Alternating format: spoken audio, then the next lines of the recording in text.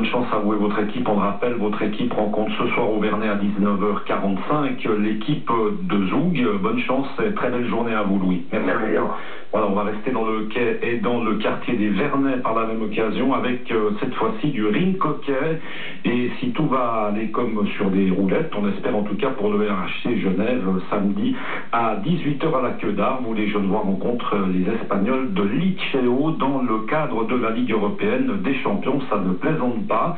Alors avec nous pour parler de cette rencontre, l'entraîneur du RHC Genève, Pedro Antunes. Pedro, bonjour. Bonjour. Merci beaucoup d'être avec nous. On a parlé donc du match de demain, Pedro. On peut peut-être rappeler les enjeux. On le voit, Ligue européenne des champions. Est-ce que l'on peut comparer cette ligue, par exemple, à la Champions League du football?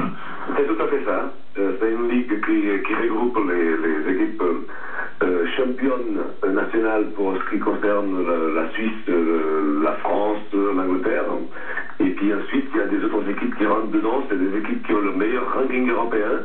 Ça veut dire que l'Espagne, par exemple, elle se trouve avec les 3 ou 4 premières équipes du classement qualifiées pour cette Coupe européenne. Et c'est vraiment ce qu'il y a de mieux dans le monde du hockey. Alors demain, vous allez jouer contre une équipe redoutable, l'équipe de Liceo, qui est deuxième en ce moment. À préciser que vous êtes en tête de votre championnat pour l'instant de Ligue nationale. Liceo est deuxième du championnat d'Espagne. Et à préciser également, Pedro, c'est important qu'en Espagne, eh bien, on joue professionnellement au ring hockey, alors que vous n'êtes qu'une superbe, du reste, équipe d'amateurs. Tout à fait, c'est ça qui est le point très différent entre nous et puis les équipes qui font partie de notre groupe. On se trouve dans un groupe avec Liceo de la Corogne, le Reus Deportivo, qui est une équipe catalane, et Bassano del Garrabà, une équipe de la région de Venise en Italie. Tous les 3 équipes contre qui on joue, ce sont des équipes professionnelles. Et où c'est vrai qu'on se trouve des petits amateurs à jouer contre ces équipes-là. Ce qui arrivait d'habitude quand on trouvait une grande équipe comme ça dans une Coupe d'Europe, généralement on faisait 2 matchs, donc le match chez nous à Genève et puis le match retour chez eux au Portugal ou en Espagne. Et puis on savait très bien que c'était difficile, et puis on fait ces 2 matchs et puis c'était terminé. Là, c'est pas terminé, c'est toujours 6 matchs, on sait qu'on doit les faire, qu'on soit content ou pas. Et il faut les faire, c'est très difficile, c'est vraiment des équipes qui ont des conditions de travail exceptionnelles, qui s'entraînent chaque jour, qui ont plus des entraînements de conditions physiques supplémentaires, etc. Et nous, c'est une équipe qu'il faut être conscient, on a de la peine déjà à avoir tout le monde à l'entraînement au moins une fois par semaine. Et c'est vraiment David contre Goliath.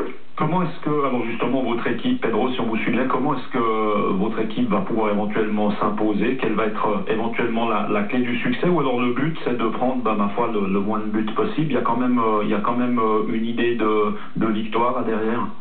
Non, de victoire, c'est clair, à Genève, on rentre toujours sur la piste pour gagner, que ce soit contre n'importe qui. Mais après, il faut être conscient quand même de la réalité des choses. Bassano, c'est vraiment une équipe qui est professionnelle. Nous, on va y aller, on va se battre. Le but pour nous de ça, c'est de tirer les enseignements de chaque match, pouvoir progresser par rapport à ce qui est après notre championnat suisse, et essayer de prendre tout ce qui est positif, malgré des fois des résultats négatifs qui sont durs pour le moral aussi, pour l'équipe, mais de prendre à chaque match quelque chose qui soit positif pour notre championnat suisse et qui fasse progresser non seulement les joueurs, mais aussi les entraîneurs et les joueurs des autres catégories, parce qu'il y a énormément de monde qui vient voir jouer notre équipe, et c'est avec ce genre de rencontres qu'on peut progresser, quoi.